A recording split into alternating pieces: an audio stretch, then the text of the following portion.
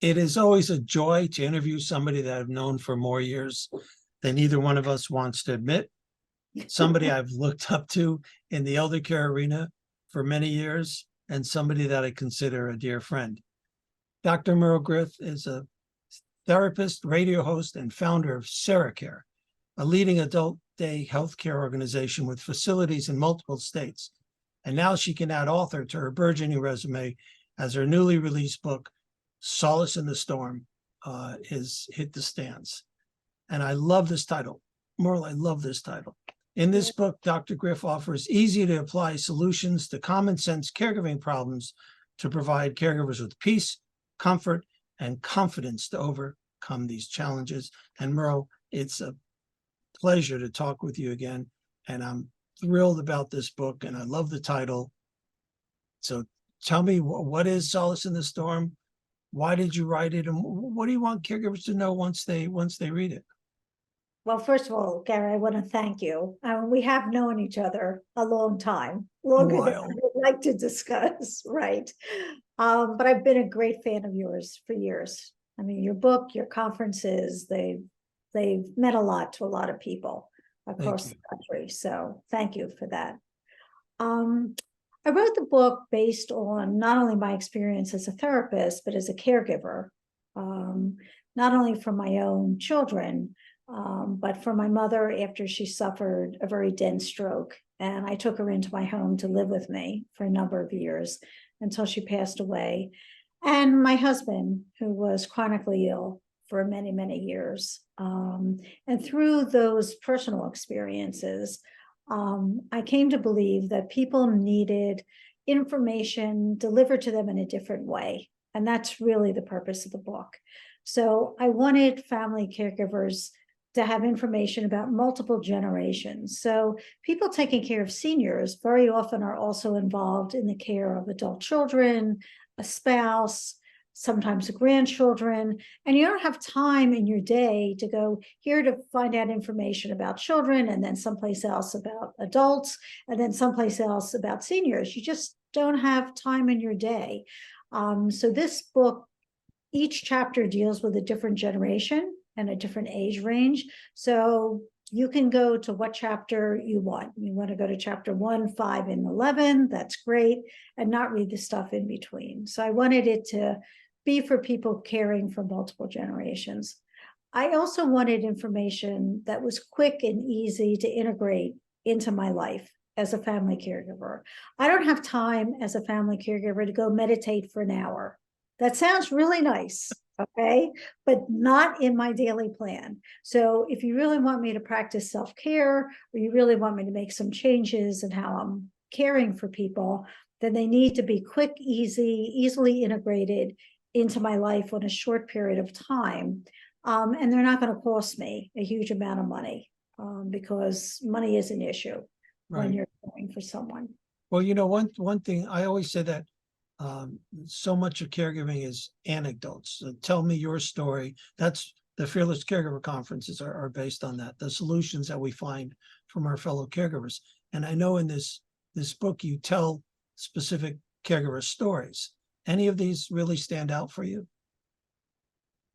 I think the story that has personal meaning for me, that I tell people a lot, is that especially when you're caring for someone who is changing, whether they're changing because of a physical problem or they have some form of dementia, that what people don't recognize, there is a certain mourning and grieving process that goes on. So, for instance, when I was taking care of my mother after her stroke, the very first day, my own Care van picked her up at my home to take her to one of my Care centers. And my office was right in the same building, where she wasn't going too far. All right. She was paralyzed after her stroke. So the wheelchair lift put her up in the van. And I walked back into the house hysterical. I was crying hysterically. And my husband was like, what's the problem? She's going to your center in your office with your staff. What is your problem? And I said, you know, Frank, I realized really for the first time that the mother I knew was never going to be there again. And that is a big loss. and it's a loss you have to grieve and you have to mourn and recognize that. Yeah, one of the things also that you always talk about is caring for the caregiver. We take ourselves out of the circle of care. Everything's about our loved one, and we don't realize we're the most important weapon our loved ones has when dealing with the healthcare system. And if we don't care for ourselves, who's going to step in and care for both of us? So what kind of tips, what kind of advice, what kind of solutions you have as far as caregivers caring for ourselves? So you're right. That's critical. But the problem is, how do you do it? Yeah. All right. Because usually when people are saying you need to take care of yourself, they're saying like you need to go out to lunch, so that's 2 hours, it's a long period of time, and who's going to care for the person I'm caring for? So the book has a number of suggestions that are just like a few minutes. And one of the most popular ones has been, and in a way I should be embarrassed to even say this, but it's true, it's been the most popular. I tell people to keep some aromatherapy salts and oils in their bathrooms. Because where's the one place you go that you have some moment of time uninterrupted, right? It's usually in the bathroom, let's face it, right?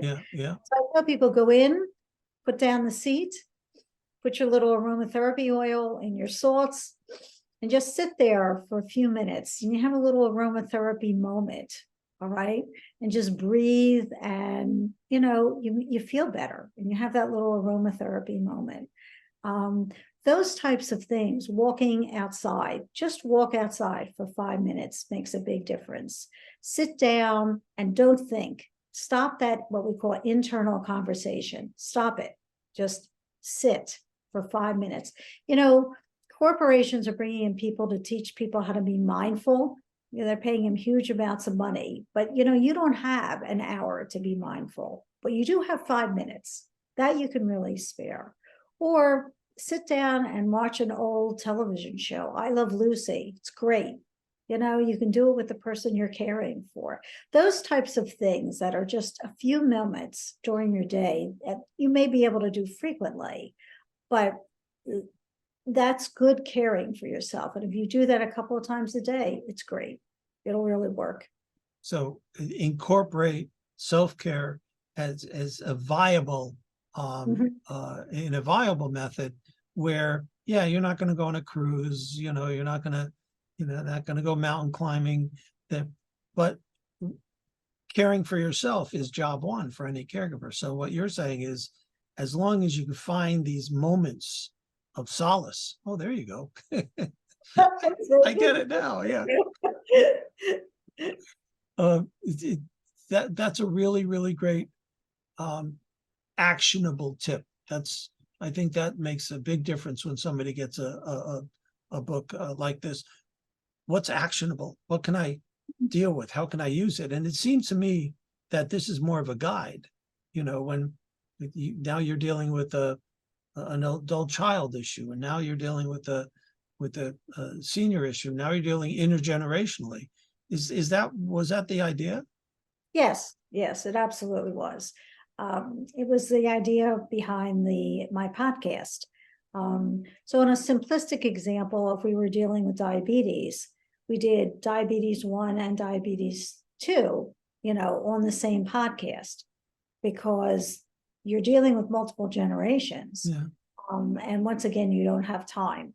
And there are issues that cut across generations in caring for people. Things like, reframing, trying to think about things in a different way than you did before is really, really important.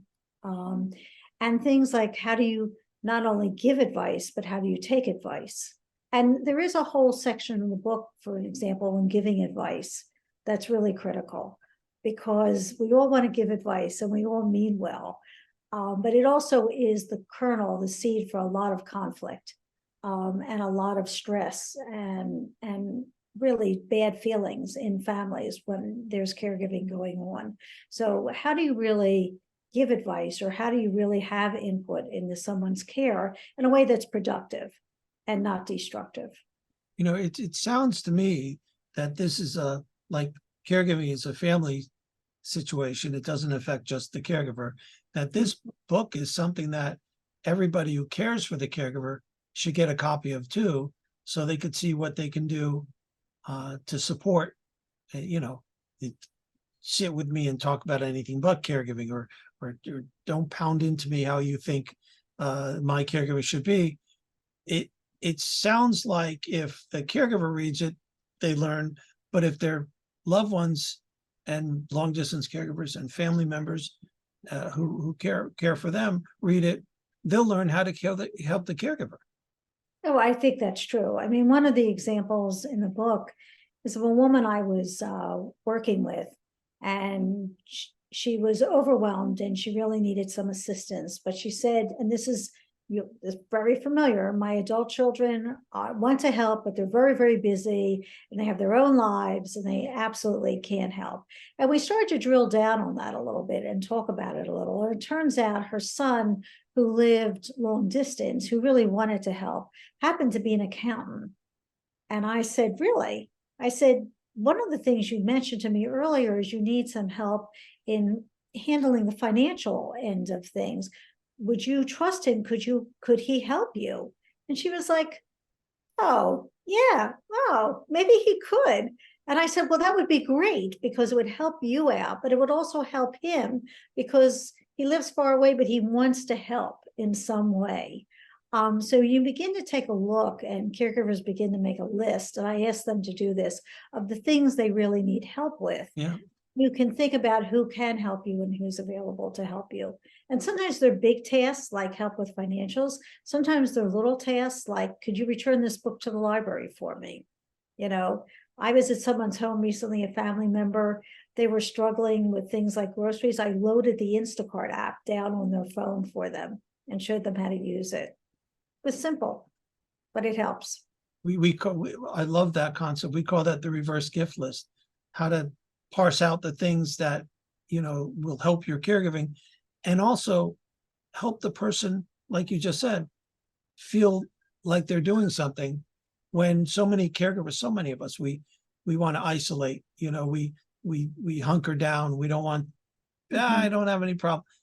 Okay, you don't want to give up the caregiver. You're doing what you need to do, but it would be not like you say that the son is an accountant. The daughter is a nurse and lives 3 states away.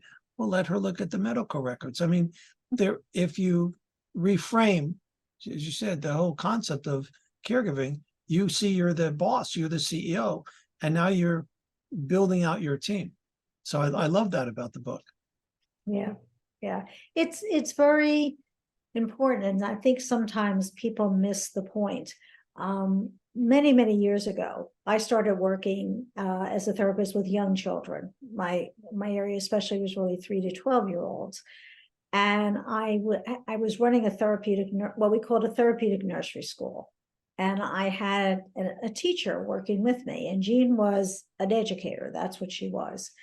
And at one point, she said to me, "Why don't you let me help you with this?" And I said, no, Jean, it's okay. Because I felt as though because I was head of this, I should be doing all of this. And she said to me, Merle, when I offer to help you and you keep refusing, what it does is it makes me feel bad about myself. Yeah. And I had never seen anything from that perspective. All right. And I said, it makes you feel bad about I don't want to bother you, Jean. And she said, you're not bothering me. Makes me feel like you don't trust me, and makes me feel as if you don't respect what my skills and talents are. Never forgot that. It was years and years ago, but I never forgot that. That's really the concept. In this case, giving is getting. If your neighbor, when they go to the supermarket, maybe they can come by and see if you have a little something you need. They're involved. They're helping. They're supportive. It's not a lot, but it adds up. Yeah, it certainly does. And things can be done in 5-10 minutes. Sometimes when we're talking about dementia, and we're talking about what someone likes to do, and a family member is like, can I come help? You can specify that. You can say, can you come over for an hour? All right, and watch. I always go back to I Love Lucy. I'm sorry, but can you watch I Love Lucy, or can you do this puzzle, or can you look through World War II books? You know, it's very specific, and people are like, oh yeah, I can do that. And Right? happy to do it. Right, right. Oh, now I know what to do. Right. And it works for everyone. What is the takeaway when somebody reads the book, closes it? Okay, I know what Merle wants me to get out of this. What do you want them to get out of the book? I want them to see it as an ongoing reference, really, that I can keep going back to it. When I feel as though I'm overwhelmed and I really need help and I'm feeling isolated and alone, I can go back.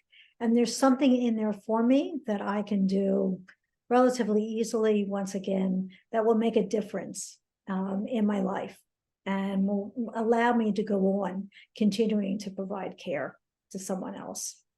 And that helps you care for yourself too.